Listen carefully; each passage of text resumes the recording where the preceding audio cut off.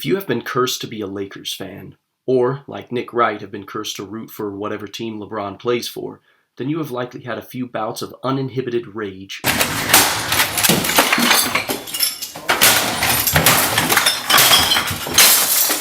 followed by cheers of jubilee.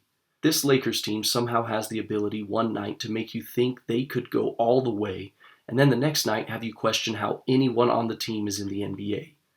This is because their execution is sometimes flawed at the end of games. Let's take a look at the last few Lakers games as perfect examples, specifically the Pacers and the Trailblazers. Both games were at home. Going into the game, the Pacers had a record of 11-8 and the Trailblazers had a record of 11-10, roughly the same. Both games, the Lakers had an 11-point lead in the fourth quarter. So why did one outcome end in a 19-point blowout and the other end in a debilitating loss at the buzzer? The answer? Anthony Davis. No, not that answer. There we go. I don't think this will come as a surprise to anyone, but Anthony Davis has always been the key to this Lakers team's success. Obviously, they rely heavily on LeBron playing at an MVP level, but they also need AD to perform as a top 12 player in the league. And when that happens, they win the championship, as they did in 2020.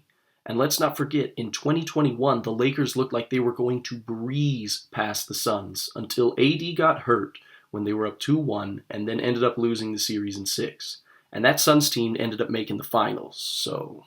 But let's look closer at these two games. Against the Pacers, AD had 25 points, 13 rebounds, 6 assists, 4 blocks. Against the Trailblazers, he had 27 points, 12 rebounds, 1 assist, 1 steal, 3 blocks. Darn near identical games with vastly different outcomes. Now, let's dive into the fourth quarter. Against Indiana, the Lakers opened the quarter up 93-84. LA comes out on fire and drives the score up to 101-84, forcing Indiana to call a timeout with 9:35 left. Indiana then goes on a 10-0 run in 2 minutes, forcing the Lakers to call a timeout. LA regroups and pushes the lead back to 107-96 with 5:11 left. And sadly, that's not enough, and Indiana ends up winning by an amazing 3 from Andrew Nembhard. Do you know what AD did after the Lakers were up 17? The final 9 minutes of the game, he took 2 shots, made 1, missed the other.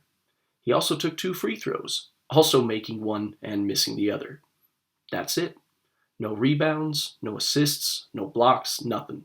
Just 3 points. That's some Ben Simmons numbers right there. JK, Ben Simmons wouldn't have attempted 2 shots in the fourth quarter. Let's compare that to the Trailblazers game. Entering the fourth quarter, the Lakers are up 97-82. After a layup from Shaedon Sharpe, the Trailblazers cut it to 11 with 8:39 left. So they have even more time than the Pacers did to mount a comeback from the same deficit.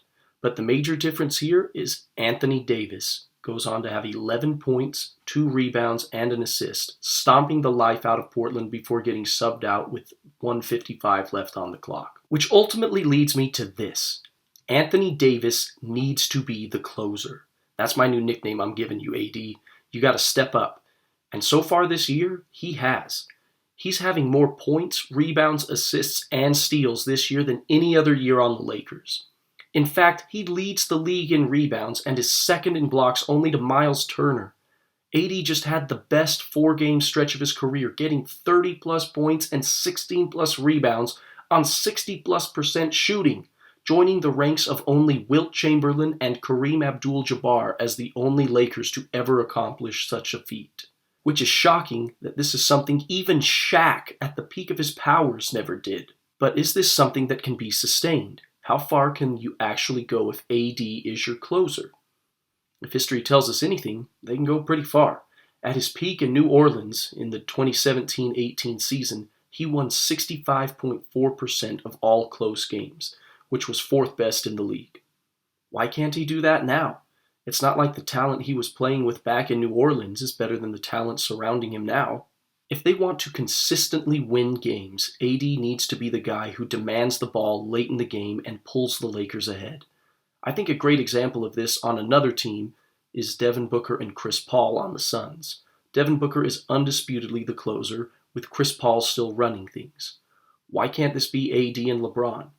LeBron can still run things while AD gets you a bucket when you need it most. Credit Darvin Ham for figuring out how to use Russ to his full potential on this team, and I think the final piece now is to use AD to his full potential, and that means rising to the occasion and taking those late game shots. And the amazing thing is, AD is doing that right now. He did that against the best player in the league, Giannis Antetokounmpo. In a game where Giannis gets 40 points on 70% shooting, that's pretty much a guaranteed Milwaukee win. But AD rose up to get 44 points on 66% shooting, with 15 of those points coming in the fourth quarter. And if that wasn't impressive enough, AD then goes on to have his greatest game as a Laker with 55 points on 73% shooting, with 14 of them coming in the fourth quarter. That's freaking video game numbers. In an earlier video, I made a prediction that Russell Westbrook will win Sixth Man of the Year. I have another prediction now.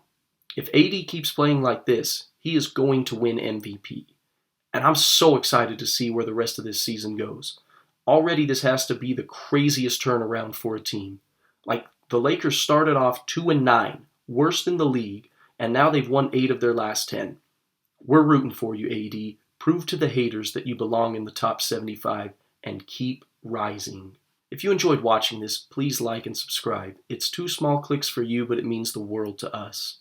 We appreciate your support in helping us grow our channel, and as always, thanks guys.